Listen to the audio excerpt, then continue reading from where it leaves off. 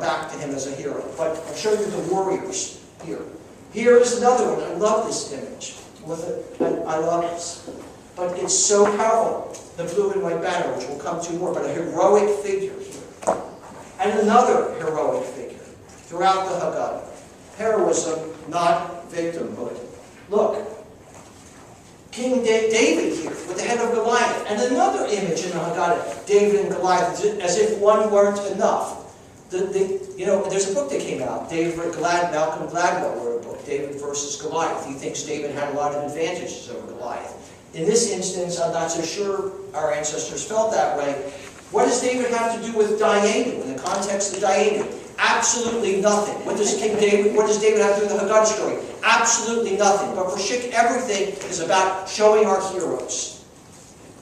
Look, Elijah, who brings good tidings, who comes and has a sip of wine at our Seder table, who joins us. But here he paints Elijah slaying Ahab, King Ahab. Heroism. He's emphasizing the heroic element. Or here, in this medallion, looks like a coin. Samuel slaying the king of Agag, of the Amalekites. What's Samuel have to do with Haggadah? Nothing. But everything for Arthur Schick. You ready to ask a question? You might be a rudeness. Ask the rudeness. It's okay. What's the distinction that he draws between warriors and soldiers? That's a good point. I don't know that I'm drawing any distinction. I probably use them interchangeably. What would you want to say? What would you want to hear? What would you think? Well, I guess I was just curious about, if soldiers are depicted as the wicked sons, people who, Yeah, they're not warriors for shit. They're wicked soldiers. Okay. Or the enemy. I'm not answering your question yet. I'm just curious about, so warriors do what versus soldiers? Well, Schick's warriors are heroic heroes. Jews need to be heroic. That's probably the only point I'm making. Okay. You're probably asking something more sophisticated than I'm able to deal with right now. Okay. I've got one we can deal with. Yes. Where did his knowledge of Bible come from? Yeah, where did Schick learn all this? Well, in Paris, 12 days of school. After that, of course, as a teenager, he was in Krakow. He had one teacher for a few months. We know who that was. As a young boy growing up, where he had opportunity to go to yeshivas in Lodz, which were there, he did not. He went to trade schools. Where did he get this knowledge? The first one among you who can tell me that gets a great dinner out in this town. Kosher meal, whatever you want, I'm taking you. I don't know. All I know is his father came from a long line of rabbis. I think there were books in the house. His mother used to tell him stories all the time about women who had the Tzena or Rena, the prayer book and the commentaries, could tell their stories. Schick was wrapped up in stories. He had to be wrapped up in stories. Where do you get all this from? You have to hear the stories. Your mother has to contribute. Your father probably. There are probably books around. He had to have access. But we know of no teacher, no rabbinic teacher, no Jewish teacher whom he met with. But where is a man who could also illustrate, as Schick could, the whole history of China with Chinese calligraphy? And a man who could illustrate over 50 paintings of the Arabian Nights entertainments with Arabic calligraphy, or do a history of Liberia, or do images dealing with Nescafe coffee and learning their whole history, or any of this. How does a man amass all of that knowledge? In the same way that he must have amassed all of his Jewish knowledge. How does he know that when it comes to, and there's an image I'm not even showing you here, there's a favorite image, where there's children, there's an image there of children with rocks. And they're sucking the rocks as if they were a woman's breast, because the children have been thrown out the Israelites are going, the ancient Egyptians are going to kill the children, the mothers have to hide them, they hide them in the bushes. How are the children surviving? There's a midrash, a legend, that says that they were getting their nourishment by being able to suck the rocks. And Schick puts that image in the Haggadah where it all fits, and you can't find that in any other illustrated Haggadah. Where does Schick get it from? Or, there's one other Haggadah that we know of that has the Messiah illustrated. In Schick's Haggadah, he puts the Messiah in there. You'll find a picture of the Messiah. You want to know what the Messiah looks like? It's in Schick's Haggadah. By the way... Which page? Wait, hold on. this girl is drawing in class. She must have been 6 years old too. And the teacher walks up to her and says, "Tell me, young lady, what are you drawing?" She says, "I'm drawing a picture of God." The teacher says, "Oh, you can't be drawing a picture of God. No one knows what God looks like." She says, "Oh, yes, they will. When I finish this picture, everyone's going to know what God looks like." So, you want to know what the Messiah looks like?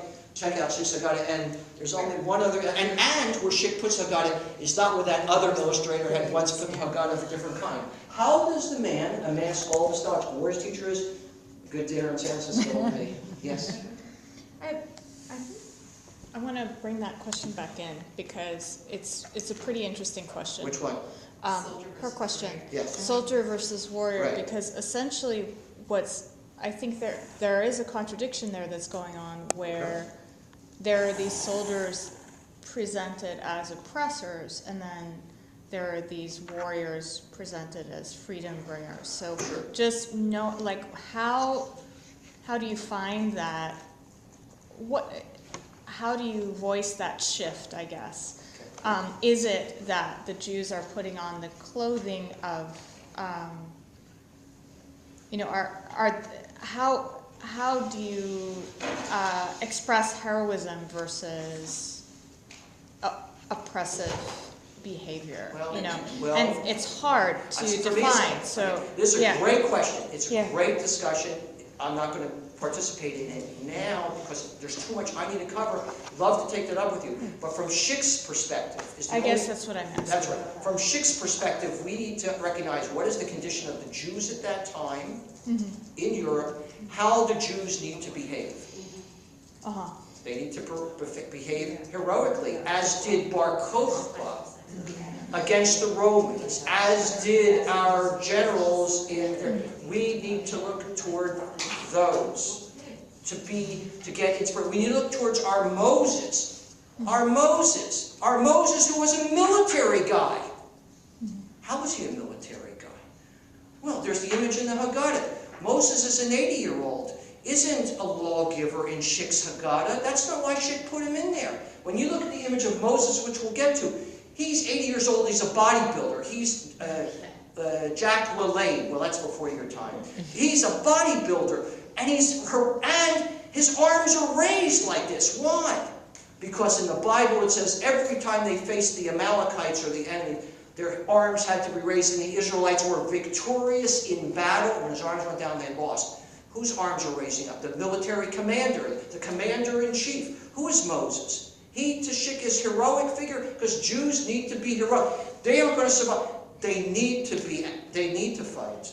They need to stand up. They need to be heroic. And not Jews, they can't take a part. But you need to, he's almost delivering a message, a warning.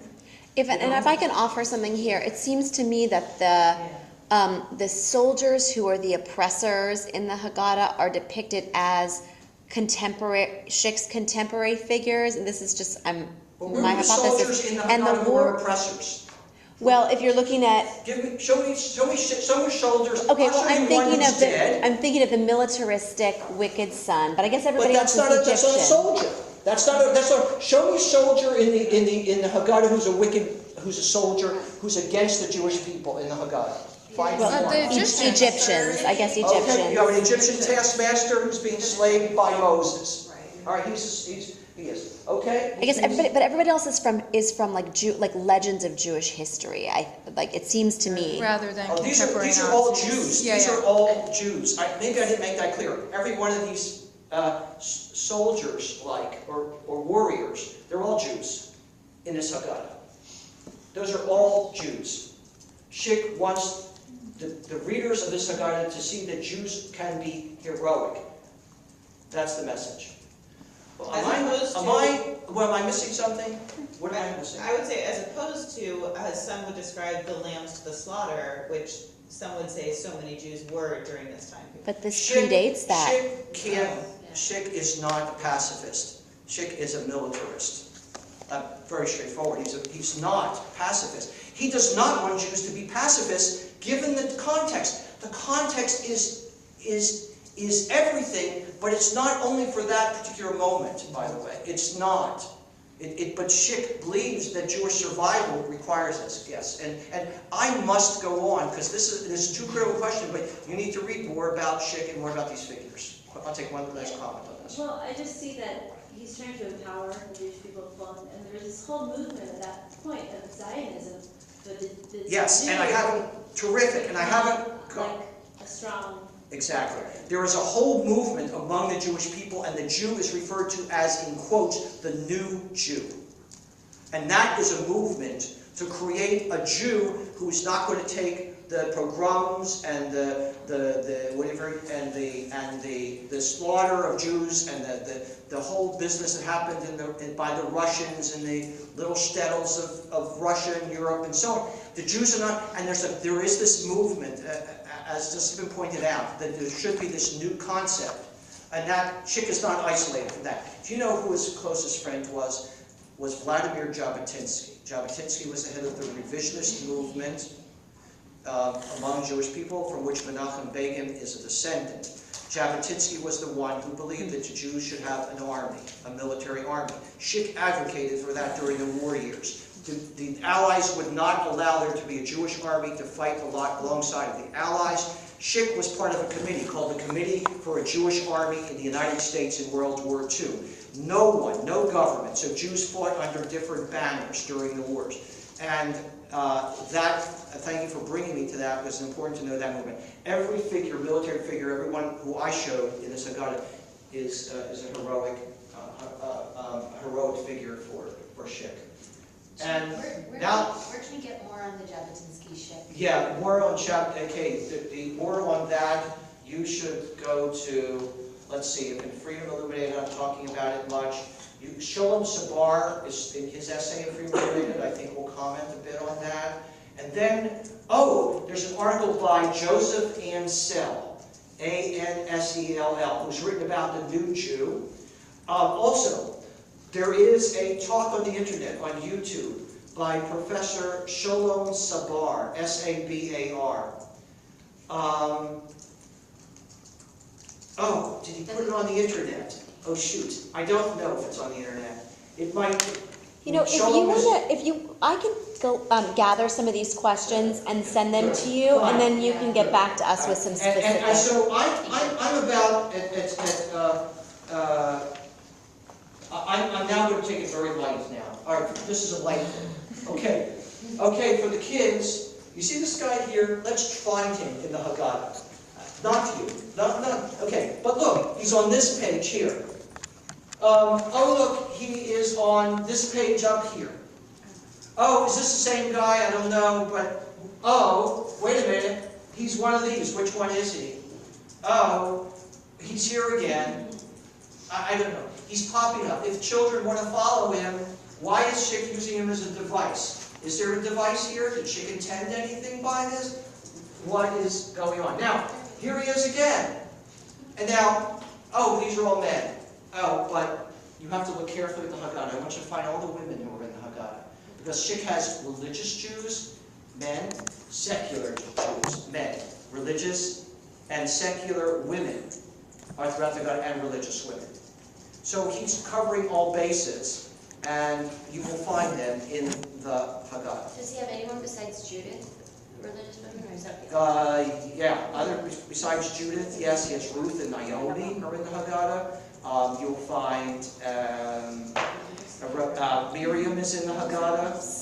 Sarah. You'll find other women. And so now, what I'd like to do is decode one other image for you. So that was my little couple-minute break of lightness from the military figures. Your question is really good. I didn't mean to, but it helps clarify and point out some other points. So great. So now, in the Haggadah, in each and every generation, they stand against us to annihilate us. That is a Hebrew phrase that is in the Haggadah.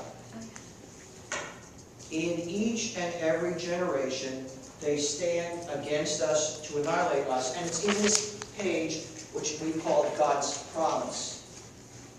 It's these Hebrew words here. Okay? And how is Schick going to tell us this? How is Schick going to show this, that this happened? Here he is as an illuminator. He's going to illuminate the text through his art. Look at this. Who is here? See this? This is the signs of Castile and Leon in Spain. This is the Spanish Inquisition. Did they not, if you don't convert and you don't leave, you die. This is, on this helmet is Haman from the book of Esther. What was Haman's task? To annihilate the Jews. Did he succeed? No. Did the Spanish Inquisition succeed in annihilating all Jews? No, but they tried. Here you have the Assyrian king. The king of Assyria. By the way, I should tell you what, here you have SPQR. That is the words for the Senatus Populus Romanus of Rome, the Senate and the people. This is Rome. The double-headed eagle of the... And we have this for you in a book, so you jot it down, but don't... No, it's tax there, yourselves. it's written. All of this, by the way, canons, there are cobwebs here, because Schick is consigning all of this to the cobwebs of history, because still, God's moral law prevails, and the Jew can still raise the cup. We have survived. But, as you saw from the heroic figures, you must be vigilant to guard that survival. Yes? Can I ask you just a little bit about the iconography? What are these golden orbs that are in the bottom left? Because they're throughout the... Very good. You get breakfast. And there's like one with little kids like almost nursing on them, or like Oh. a little detail with them. Okay. Breakfast. Breakfast. Alright. So, I just went over this image. I just changed the text, and that's where I got it from. And the same thing here. The idea that there is another, then the theme throughout the Haggadah is that in each and every generation, they would rise up against us, or those who rise up against us. That group of people are under the general title of Amalek, because when the Israelites were in the wilderness, it was Amalek, the Amalekites, who were bent on Israel's destruction. So Schick wants to remind us of that Amalek exists in every generation. The Nazis are the Amalek of our generation. Schick needs you to know that, and so you will see that throughout the text. And telling us that we have an obligation, as he puts here in this text, the translation of which is here. You shall blot out the memory of Amalek from under the heaven. Do not forget, which is so very crazy. How do you blot something out, but you still have to remember it? But the whole idea is that you must not forget what Amalek did to you, and you must blot out them so they don't exist anymore. You must work toward that. That text is here. That's what the previous generation is telling the new generation. They're not studying here the 4 questions. They're studying this concept here. Schick puts that in. And he does the same thing here on this great cup of beauty with that same verse that's on the bottom of the cup of Elijah.